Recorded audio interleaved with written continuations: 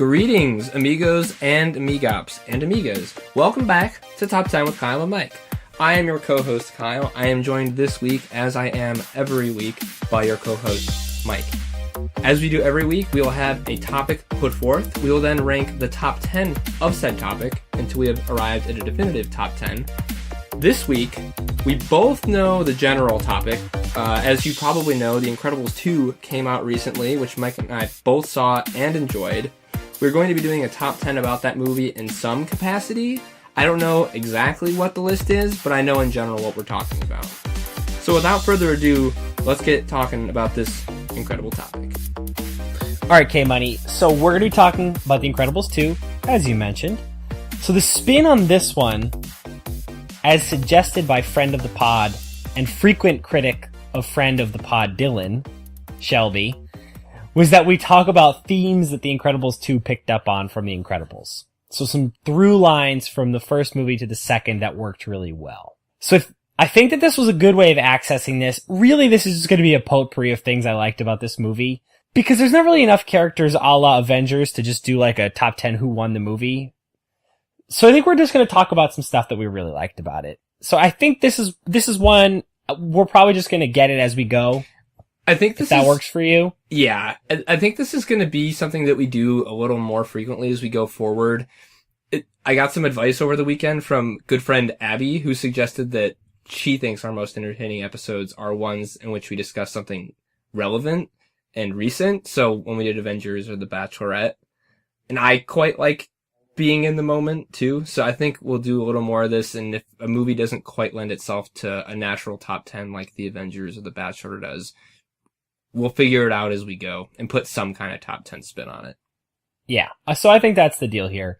So without further ado, number 10, one thing that The Incredibles 2 picked up on that The Incredibles also had was a great short to open up the movie. It's fitting that we will start this pod with the beginning short. I thought that felt fitting. So you probably don't remember the short from the first Incredibles movie because I didn't either. You got to look in your face like you do remember it. I probably don't. What was it? It was Boundin'. It was the one with the sheep. So the sheep learns a valuable life lesson about getting up and continuing to go as it goes through life. I think it's like a dancing sheep and it's getting sheared and it doesn't like that.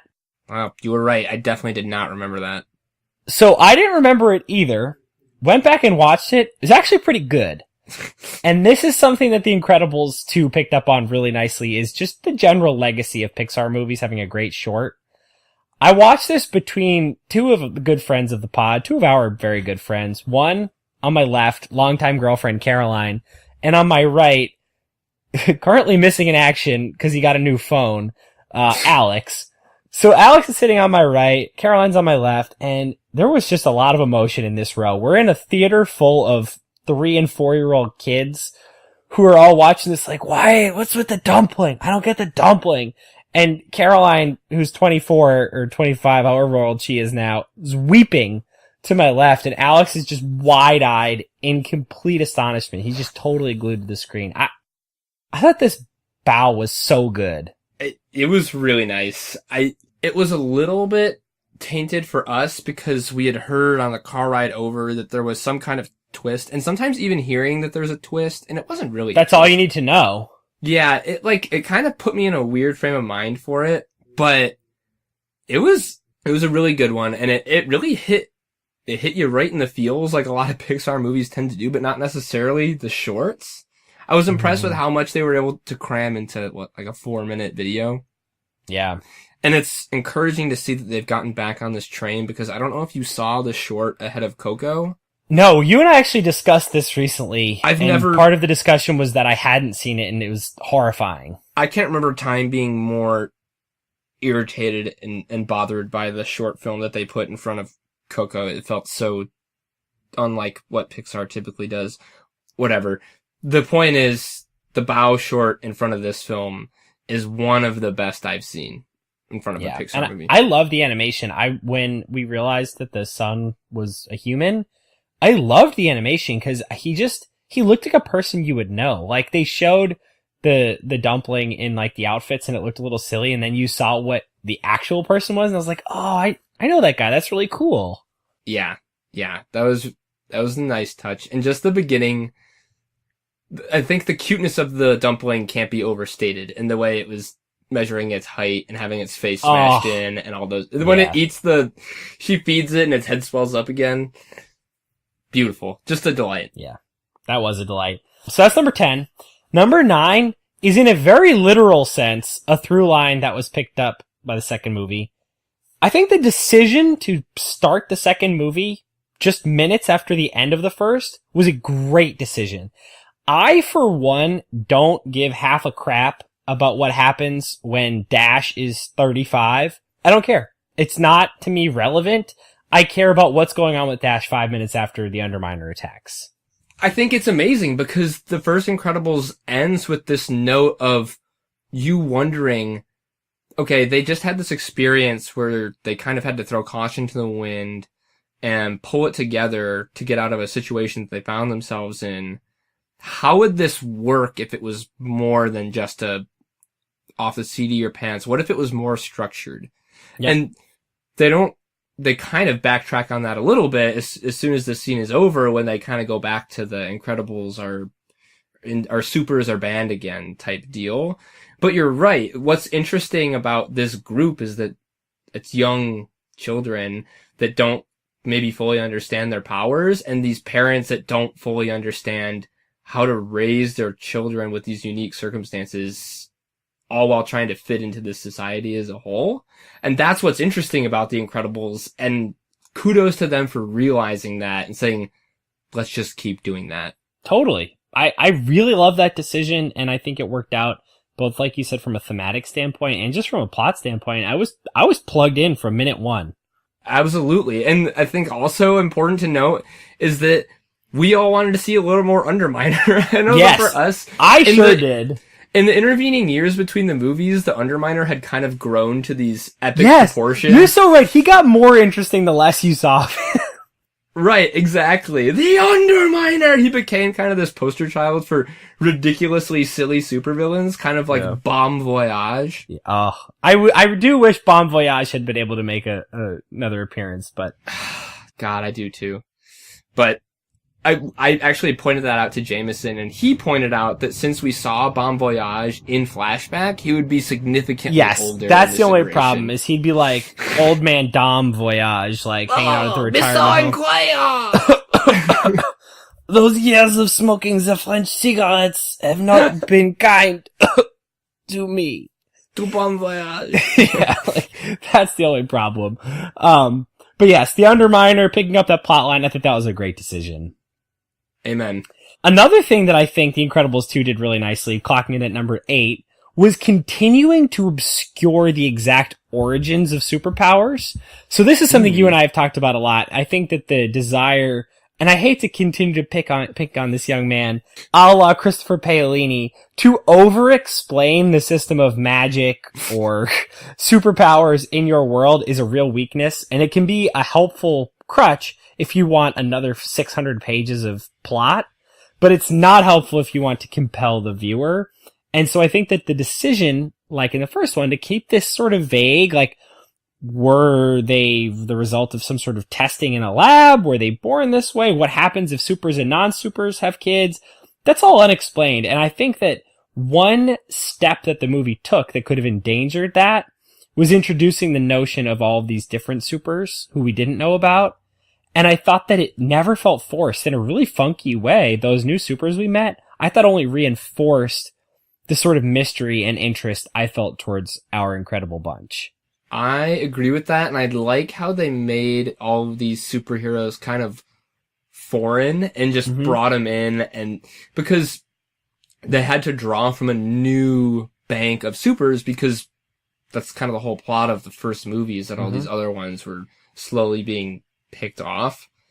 And I think that's the strength of the first movie as well, is it's like kind of how we do rapid fire honorable mentions. It's clever how they do kind of that slideshow of supers that have been Dyna Girl. Yeah, well, Edna when she's talking about Strato Girl. Yeah. And Dynaguy wasn't the brightest bulb. and then when he gets into the lair and he's looking through his log of like supers he's eliminated, and it's Gazer Beam and all these different supers that you just catch a glimpse and you're like, cool, what's his backstory? And then he's gone. And that I don't know and I don't want to know. I just want to think I want to know, but I don't really.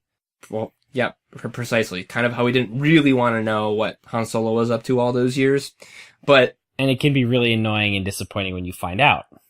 Right. So I agree. This like veiled, not super clear version of this superhero world is one that I really like.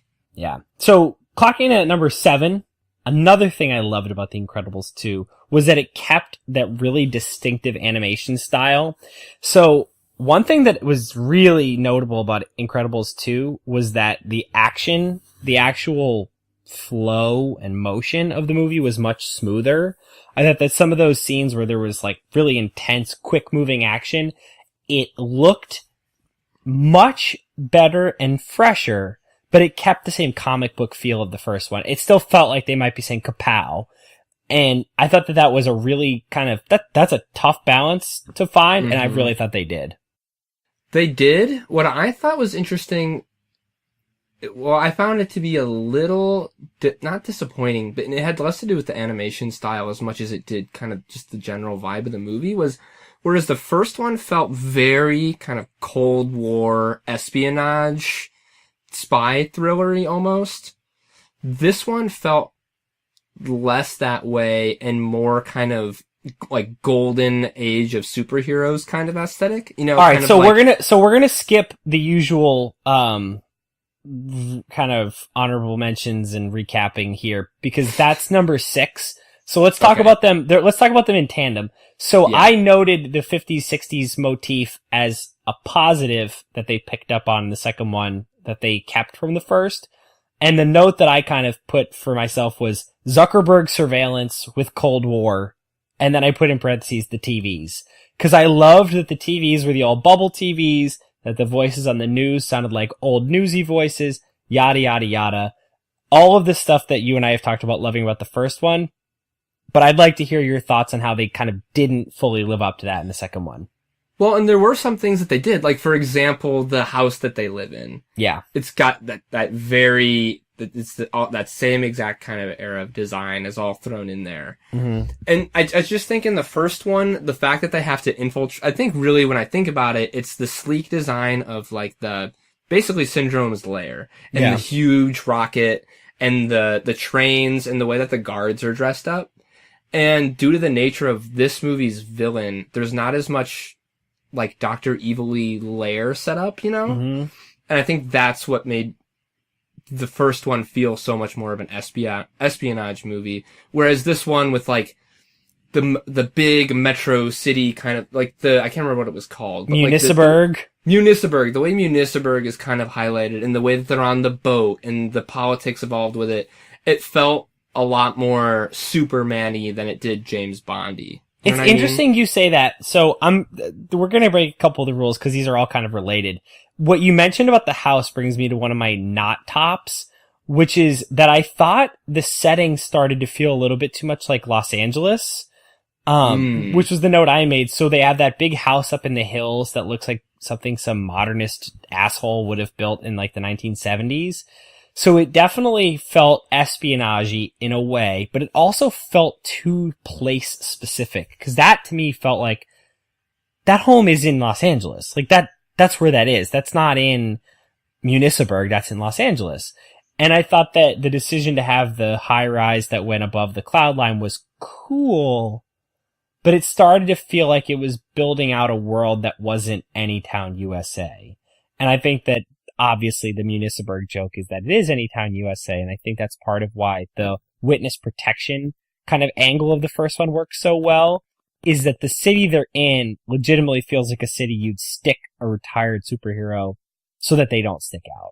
And it didn't feel as much that way in the second one. I think you're right. The city seemed to have grown up with them as opposed to staying the way it was. It felt kind of like a parody almost. Like, it seems kind of silly to compare it, but really it's not. If you've ever seen Megamind, they're clearly poking fun at Metropolis when they call it Metrocity. Mm-hmm. And like Metro City, and it's kind of it felt very much like a Metropolis / Metrocity Uniceburg.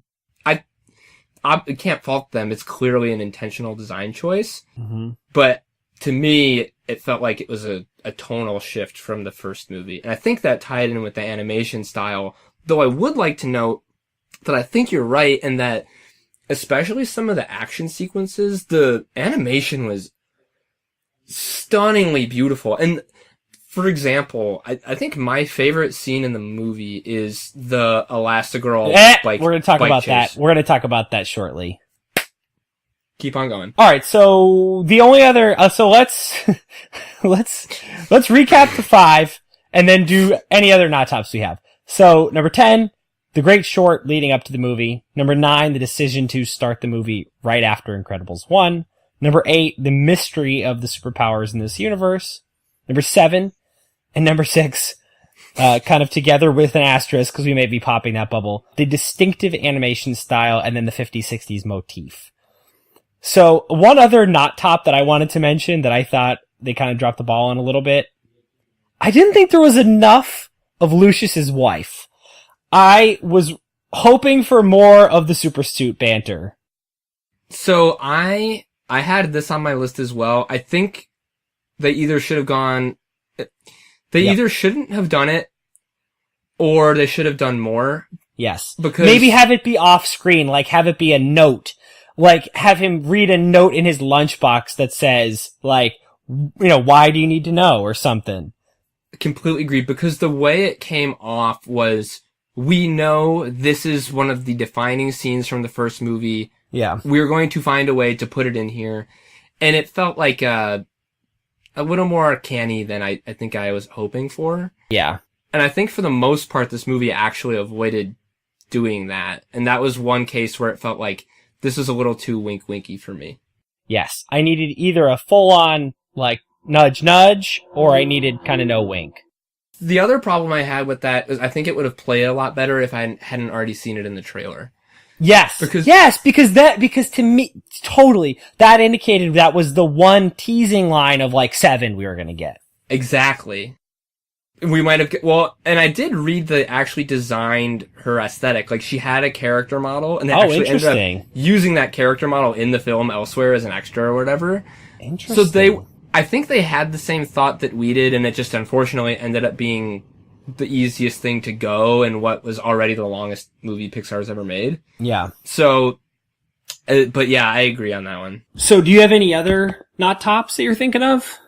One theme that I wish they had continued from the first movie that they didn't so much in this one was having one of the best villains of all time. I will say that the Screenslaver, while compelling, was doomed to fail because how can you possibly top Syndrome? Yeah. And I found the sister, or whatever her name was, the thing, it's part of it. I don't even remember her name. Like, I just thought the backstory and the motivation was a little murky and not quite compelling. I didn't quite get it. I am not on board with your take on the new villain, but I am on board with your take that this is, I actually think this is a pretty good comparison with The Dark Knight to The Dark Knight Rises, where if you had never seen The Dark Knight, you'd have probably been walloped by the Bane character in The Dark Knight Rises at how good he was. And I think the same would feel here because, and we're going to kind of talk a little bit more about this, but this is a good time to talk about it. I thought that the backstory, and actually we're not going to get too deep into it. I thought that the backstory of this character fit really nicely with some of the themes, that we should talk about. So let's put a pin in that, but I think that there's a good conversation to be had on this. And I think reason to think that this is a great villain and still think it doesn't live up to how great Syndrome was. Okay, fair enough.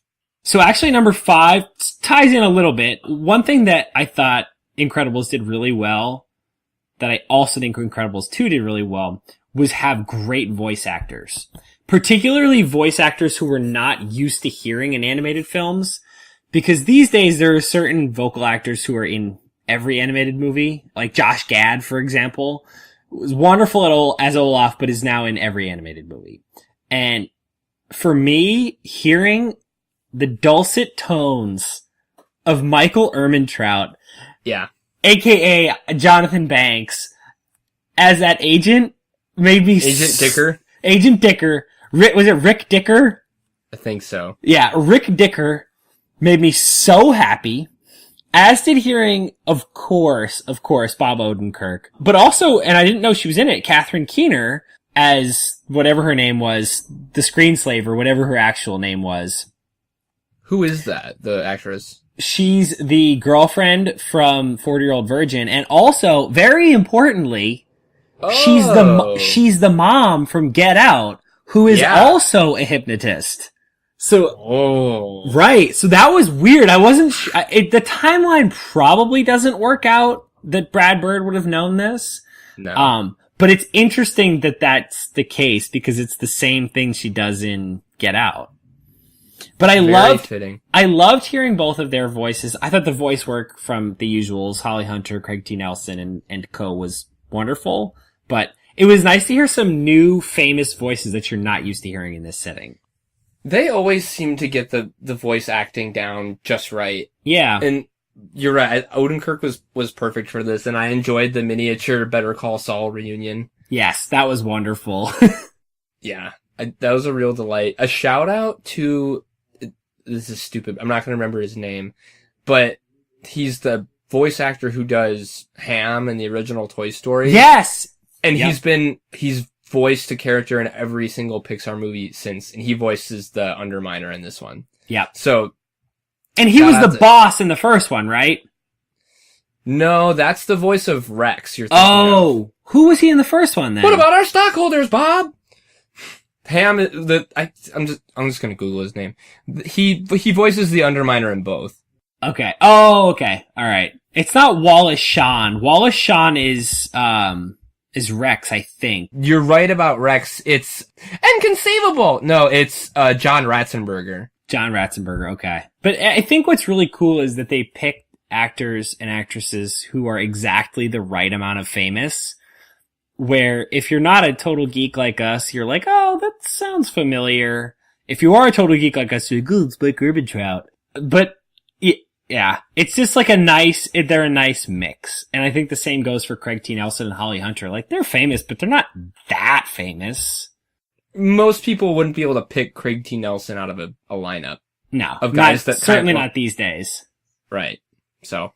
What was number 4? Number 4, and this is a big one.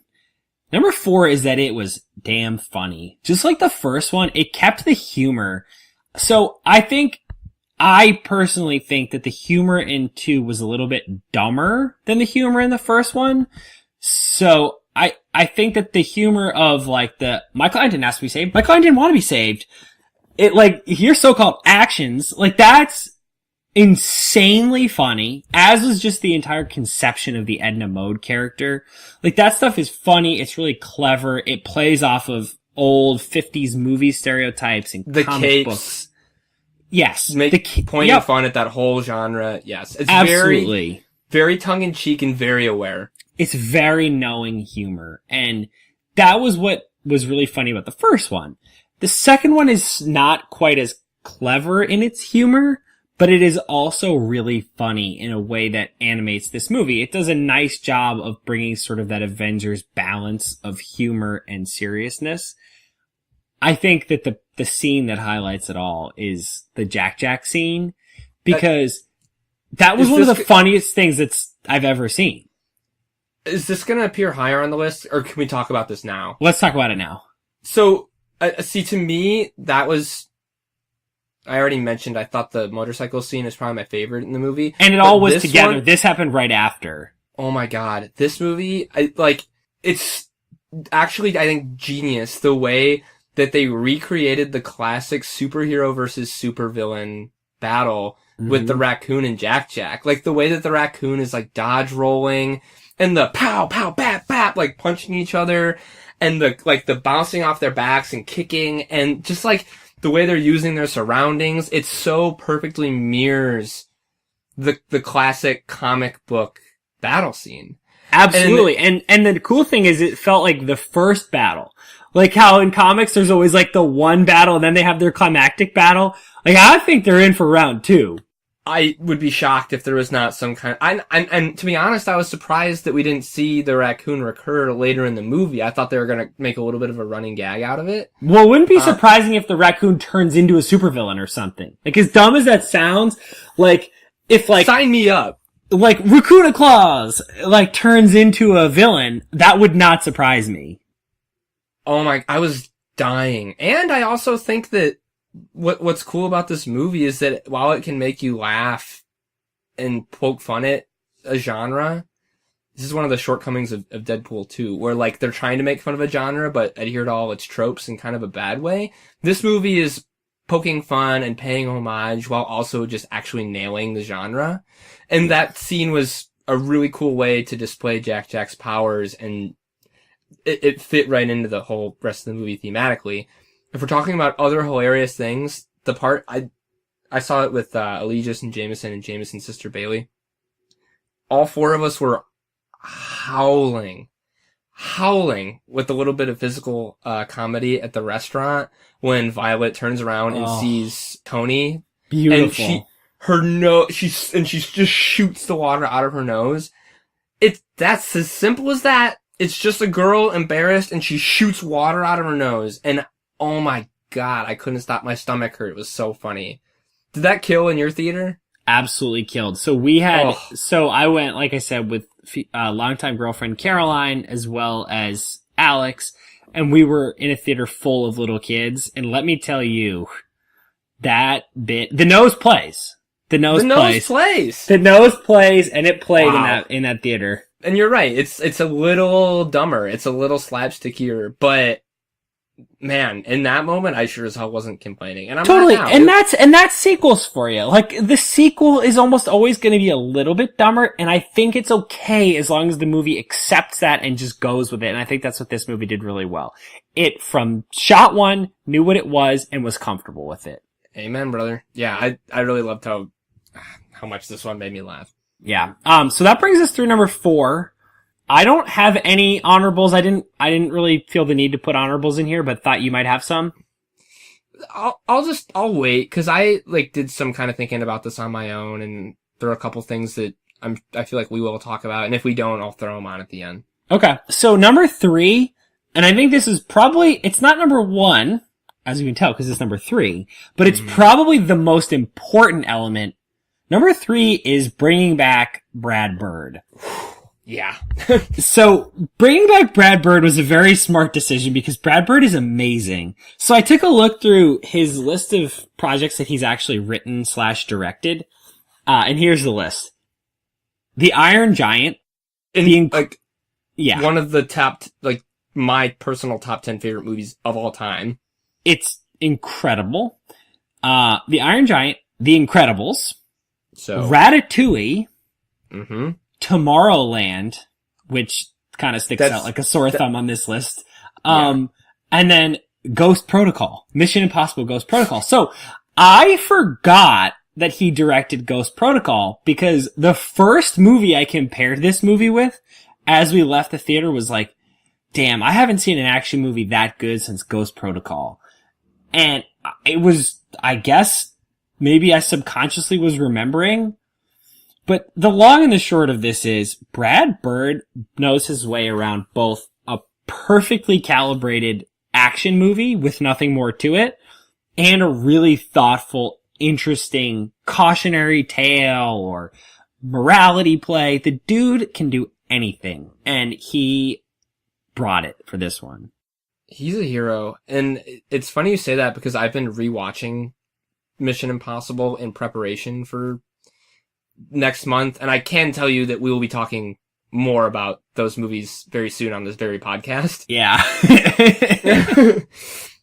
But you're right, and what's cool about Ghost Protocol, I rewatched it last week, and it ties in with this. It does, is that Brad Bird took a series and he picked out the things that made it that series, and he kept them.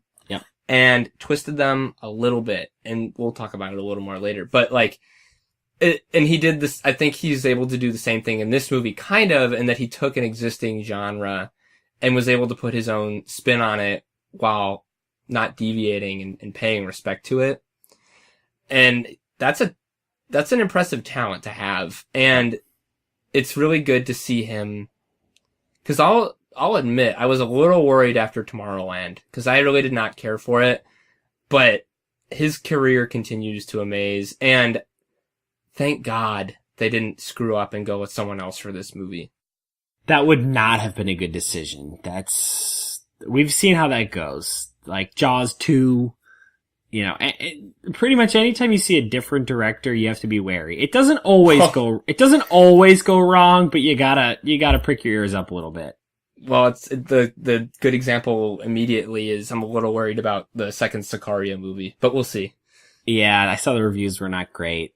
Oh, I didn't see that, but that's just one of those classic examples. Or the new Apollo Creed movie. Like, you take Ryan Coogler off a movie, it's a little bit of a vacuum. Agreed. A little fun thing, so Brad Bird went to, I think, it's definitely in California, one of the California big design schools out there. Mm-hmm. And a recurring joke or theme that comes out of students that go there and then end up working professionally is the combination of letters and numbers A113. Which is I think it's like their big lecture hall, or it's some kind of reference to one of their school buildings there. And if you pay attention in a lot of animated movies, but definitely Brad Bird's movies, you'll see that sequence of numbers pop up. So in this movie, if you're paying very close attention, I missed it the first time through. At school or whatever, there's like a banner behind them that has those numbers on it. And then if you go watch Ghost Protocol, one of the gadgets that Tom Cruise uses is like it's a fake class ring. And when he holds his fist up, you can see embedded into the side of the class ring where normally would be like your graduation year, it says A113. So that's just a little Easter egg to look out for other Pixar and Brad Bird movies. Wow. Great little Easter egg. Yeah. Pretty fun. I dig the hell out of that. Alright, so number 2. One thing that I think that this movie did really well, and it's a little bit more on the change side, but I think it's continuous in the general method, is that it focused on the right characters. So I think the biggest change from 1 to 2 is kind of the main characters. The main characters of this movie are Elastigirl and Jack Jack. Mm-hmm. As opposed to the first one, which is really Mr. Incredible and then the kids, like Dash and Violet. I thought, yes. Yeah. In the way that Elastigirl or Helen is in the first movie is, how does she react to what Bob is doing? Yeah. And how does one cope with that in the context of a marriage? And brilliantly, it's the exact opposite in this movie. Yeah, and that will be something we're going to talk about shortly. But I think that recognizing that they had a total star on their hands in Elastigirl, both in terms of the Holly Hunter voiced character and in terms of the powers, was really smart. And to go back to what you were saying, as cool and as awesome as it is to see Mr. Incredible punch stuff really hard, just like you and I have talked about with Doctor Strange, bringing Elastigirl in allows you to just have a totally different paradigm for what the action is. And I'll let you get into it because you brought it up first. But let's talk about that motorcycle.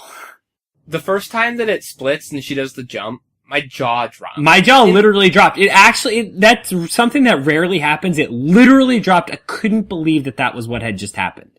How often do you see any movie, really, but particularly a superhero movie, where they take a power and they do something with it that's so creative that you hadn't even conceived that was something you could do, and it makes sense. Never would have crossed my mind. It never would have crossed my mind that would be something you would do.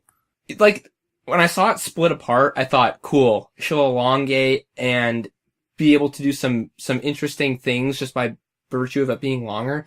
Yep. But the way that she was able to traverse multiple elevation levels and jump with it, and it was just so unbelievably creative and just a beautiful scene to witness. It was new and fresh in a way that you very rarely see in action or superhero movies. I was really, really impressed by it.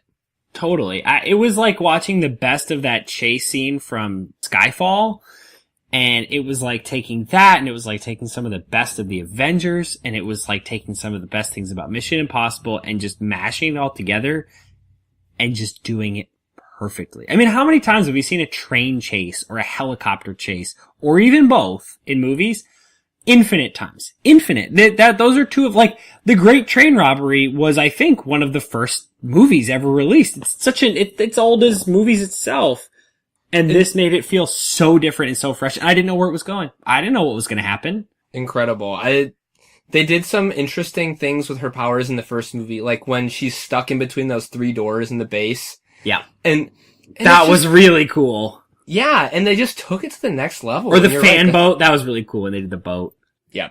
But the helicopter, you're right, the helicopter scene too was so great. And I mean, it's not like this is a new concept. The person can be stretchy. I mean, they've had 3 movies to do anything like this with Mr. Fantastic, and they never have. Nope. And I don't think they ever will.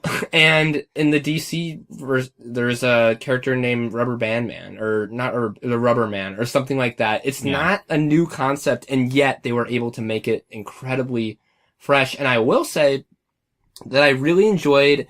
They made some tweaks to Violet's powers in this movie, where she shot the force field, which is a subtle but important difference that I really enjoyed. Mm-hmm. And I really enjoyed that side character named Void. Yes, those are cool powers.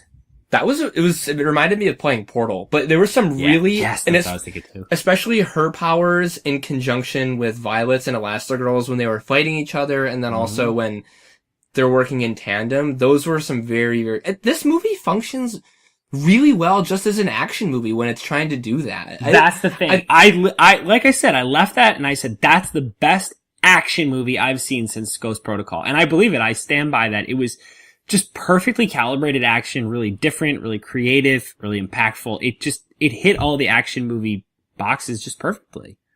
I couldn't agree with you more. Yeah. Alright, so that brings us to number 1. This was the number 1 best thing shared by both Incredibles and Incredibles 2. They were able to give me a great and entertaining action movie with comedy, with heart, all this stuff, and give me some really weighty, thoughtful themes in a way that was just seamless and never felt forced and felt totally in keeping with what the characters would have done. So, the first one, it deals with stuff like dissatisfaction in your marriage, dissatisfaction with your job. It deals with kind of peripherally like issues of racism and classism and xenophobia with the heroes. It deals with really weighty stuff. It deals with figuring out who you are at school with Violet. But I think the defining kind of theme of the first Incredibles movie would probably be like fulfillment. It would be something like fulfillment would probably be a good way to put it. Because our main character we're paying attention to is Mr. Incredible. And he's not fulfilled. He feels really empty because his life isn't what he thought it would be. Holy shit, this is a kid's movie, and that's kind of how I would encapsulate the theme, and it was balanced really nicely against that whole movie. This one, I think there's a lot of good arguments to talk about what the theme is, but some of the stuff it touched on really interestingly was surveillance and justice. Like, what is justice? What is the role of surveillance? Like, it sort of had the Truman Show situation where they had the cameras on her at all times. Well, and it kind of explored the concept of a nameless, faceless attacker, which we're forced to encounter every day now with the way what the internet has become in the last however many years. Totally. And I think it's important to draw a line. When I was talking earlier about my disappointment in the villain, I think it's fair to say that the screenslaver operates separately kind of from the sister, because kind of the point of the screenslaver is that it's kind of nameless. It's like a prop. Right. And I don't know if you remember, but after the helicopter chase scene, when she's tracking the signal of the screenslaver, but she's basically, they show her tracking and getting to this spot, and the whole time his broadcast continues to play, or her broadcast continues to play over her. And it's kind of attacking the notion of, I thought this was actually a really clever bit of writing because it was attacking the notion of us living through our devices and vicariously through others. And instead of playing a sport, you watch someone play a sport. Yeah. Instead of going out and doing something great, you watch a movie about someone doing it. And it kind of took a shot, not a shot, but it kind of pointed out like why we have this fascination lately with the superhero movie and how we idealize these idols because we want to feel safe. And I thought there was a lot to work with in there. And I actually quite enjoyed that a bit. And I think that's one of the things you were getting at. Totally. That kind of felt like you could have been playing Batman Arkham and listening to the Riddler, or somebody talk to you about how stupid society is. Well, it was really well done. Also fairly reminiscent of the Joker and how we put our trust in these, in his point and in this movie's point. Like, how do you know these people are kind of fake idols if you think about it? And I thought it was interesting, and it's a kid's movie, and this is a really weird thing to pick a nit with. I thought the ease with which they navigated back into the legality of supers is a little, me personally, I would have liked to have seen a little bit more in the way of exploring that theme. And obviously it's already a 2-hour kids movie. It's really funny you said it because I was like, what is this supranational agreement that's been put into place? Whatever. This is a dumb thing, but what I think more so than taking issue with the internal logic of the movie, what it's pointing out is that the movie has made this such a compelling and thoughtful discussion that I actually care, like, what's the logistics of getting this into play? Like, how did this law actually get put on the books? Well, I'm actually interested. I want to see this movie because this is what Captain America Civil War was supposed to be, and it wasn't. Yep. And this movie wasn't supposed to be that, but it brought it up, and I think that's a really fascinating discussion. Like, wouldn't you feel nervous about entrusting your livelihood and your safety to you saw in this movie, like, how easily they were influenced. We don't have to get into this, but you're right. Like, that is something worth exploring. I'd like to see that happen somewhere, somehow. Totally. And so I think one of the other themes that this explored really intelligently and in a way that I thought was really cool, because it's very in keeping with the moment, but also felt very timeless, was the idea of sort of sexism and misogyny. Like, I thought that the issues Mr. Incredible had allowing his wife to take the lead were really well done because they felt very personal to him. It felt very specific to their situation, but it felt like it was portrayed in a way that sort of understood that this is a problem in a lot of marriages and a lot of friendships, partnerships, whatever, where there is a gender dynamic at play, where this is a guy who struggles to have a woman who's as powerful or more powerful than him. And it was really thoughtfully done because I don't think the movie trivialized either of their roles. I didn't think it was being patronizing to the idea of the importance of his function now as sort of the jokey, stay-at-home mom or her role as the provider. I think the movie was pointing out that both are really, really important. And as a practical kind of matter, they probably have to be two separate roles, especially in this family because they're both superheroes.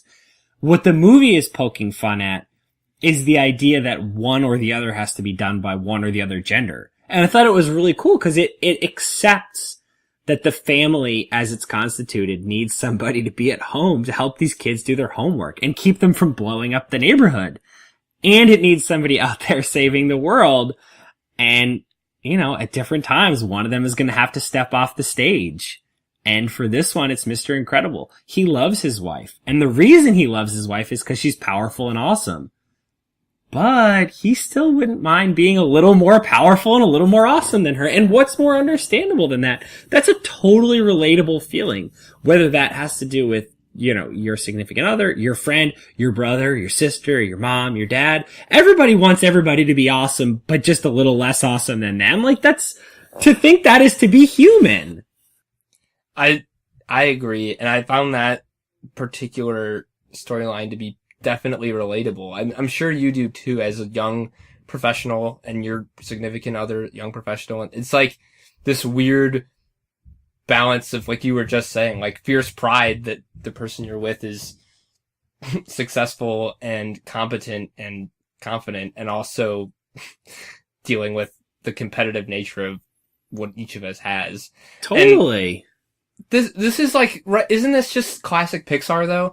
It's a kid's movie that you leave the theater like really having it linger with you, and somehow it has really relevant and hard-hitting messages that stick with you the very next day at work.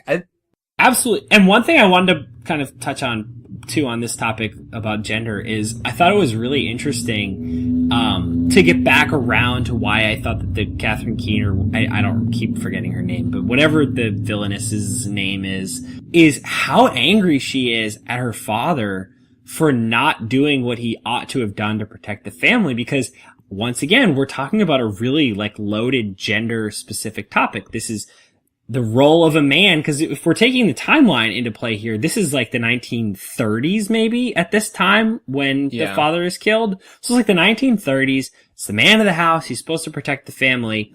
And what does he do?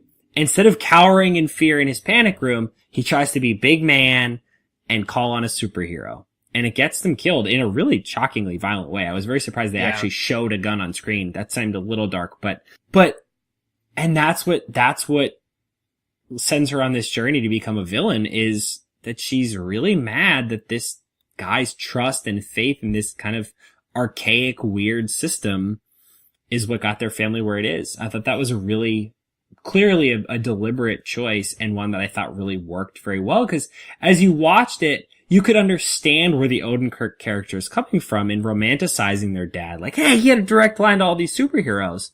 But you can also understand how, you know, a young kid whose family dies because the dad is like so trusting in these goofballs in capes, you can see where that would set you on a course. Yeah, you're right. I think I thought it was a bit of a jump to me, and it makes sense really, that obviously upset with her father, and then it's the anger and the whatever, the trauma is getting taken out on these superheroes that her father, in her opinion, so foolishly put his trust in.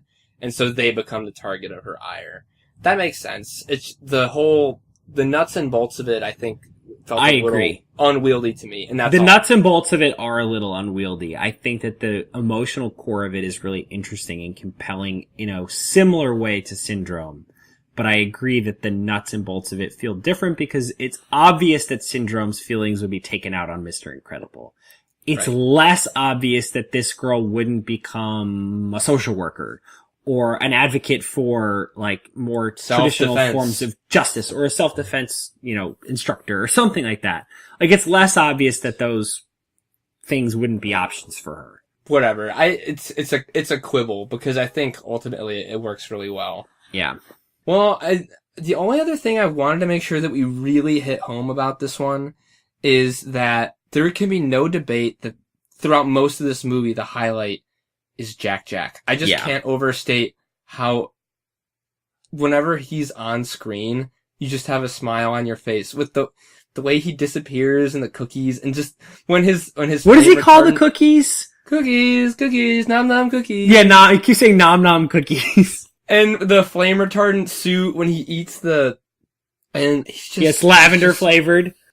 And also, see, and here's exactly to the point we were talking about earlier, how shoot in the Frozone's wife thing felt. I think they were in danger of doing that with Edna by replaying the she makes a suit kind of formula. Yep. And they added to it really effectively by making her and Jack Jack become such a fun pair. Mm-hmm. And the way that when he comes back to pick him up and they're walking down the hall and Jack Jack has a lollipop and he's just sauntering with that look on his face. That was one of the best. That was one of the most joyful feelings I've had in a movie in a very long time, was watching Jack Jack walk just like Edna. Like, that just made me so happy. Oh, so great. So I just wanted to make sure it went said that he was the highlight character wise, I think, for me. And I couldn't get enough of him. And Totally. And here's the thing, you know how we loved that this movie picked up exactly where the first one left off? Yeah. I'll go further and say that inevitably when they make the third version of this film, I want it to pick up while Jack is still an infant. Because totally. I'd love if it picked up like tomorrow. Like 10 minutes after, exactly. Yep. But like as they chase that car down the street, because it's like you said before, I don't care about Jack as a kid when he has to figure out how to handle all these powers. I just want to see how you interact with a baby that can do all the things that he can do. I really hope that they keep up that trend. Totally. And one other Jack thing that I want to note that I think ties in with all of this is that I think Jack is like such a perfect encapsulation of what makes these movies so great, because he's goofy, he's funny, he fights with the raccoon in a way that's awesome, and he imitates Edna in a way that's awesome. But he also, I thought one of the more poignant parts of the movie was when the kids find out that he has powers, and Mr. Incredible is so excited because realistically that would be the reaction. They would all want to pretend, because these movies are really intensely honest. Like, they're really honest about their people's feelings, that you'd want to pretend it was just fine that he didn't have powers. But it's not. They all want him to have powers, and Mr. Incredible is so happy he does. We understand, it goes without saying in these movies, that he would love Jack anyway. But he's pretty excited he has powers, and so are the kids. It's beautiful. It kind of reminds me of Neville. That is exactly what I said to Shelby when we talked about this. I said, it's just like when Neville bounced. Yep, it's just like when Neville bounced. The last thing I want to mention is something that I really loved about this movie, and I think it's a credit to how good Michael Giacchino is, that it's not maybe on the forefront of our minds, is just, again, the score for this movie is amazing.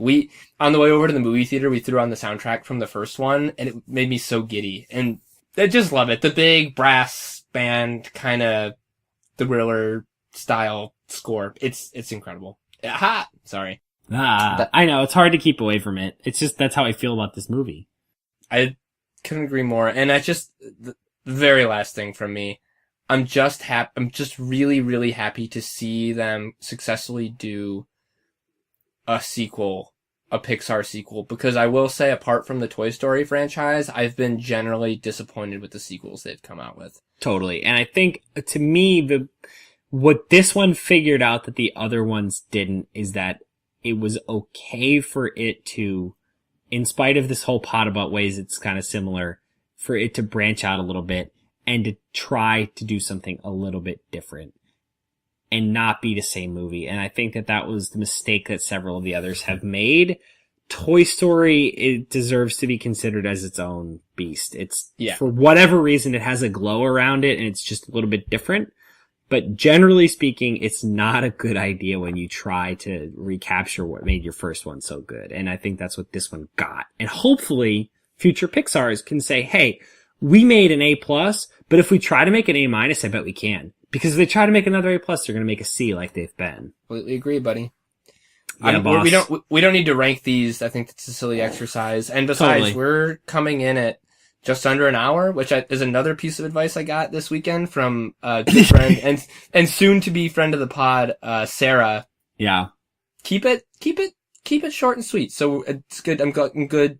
Glad we got this one under an hour. So, why don't But friends, still listen to the other pod that we're going to be doing, which is about an hour and a half. Oh, well, yeah, still listen to that one. But okay. Do you want to recap for us? Yeah, I'll hit it. All right. So number 10 had a great short. Number 9 picked up the plot line right after The Incredibles. Number 8 kept those superpowers a little mysterious for us. Number 7 retained that really distinctive animation style. Number 6, with a couple hiccups here and there, maintained the 50s, 60s spy motif. Number 5 kept trickling in those voice actors who you're like, oh, that guy. Number 4 kept things light, kept it pretty funny. Number 3 maintained the big man, Brad Bird, the man behind all of this. The big bird, the big bird behind all of this. Number 2 really honed in on a couple of key characters, in this case, Jack and Elastigirl. And number 1, it balanced all of that greatness with some really thoughtful thoughtful reflection on some weighty themes. That was The Incredibles 2. Truly incredible, my man. Thank you, Mike. That was a delight. That was a delight. All right, buddy. Signing off. I'll see you soon. Adios, amigo. Peace. Alrighty, friends. That was our top 10 for this week, but now we'd love to hear your top 10. So please check us out on all of our available social media outlets, traditional outlets, whatever outlets we have. Check us out on Twitter at top10km. That's all spelled out, top10km. Our email, top10km, spelled the same way, at gmail.com. Or our site, top10km.podbean.com. All forms of communication accepted, except for serial killer notes. Please don't send us any of those. If you like the pod, be sure to subscribe wherever you get your podcasts so you never have to miss an episode of Top 10 ever again. If you didn't like it, please tell us why. We'll try to make the show better. Our theme music was composed by Kevin MacLeod, and our artwork was created by Erin Sant. You can check out her stuff at Sant Design on Instagram. Alrighty, goons. We'll see you next week.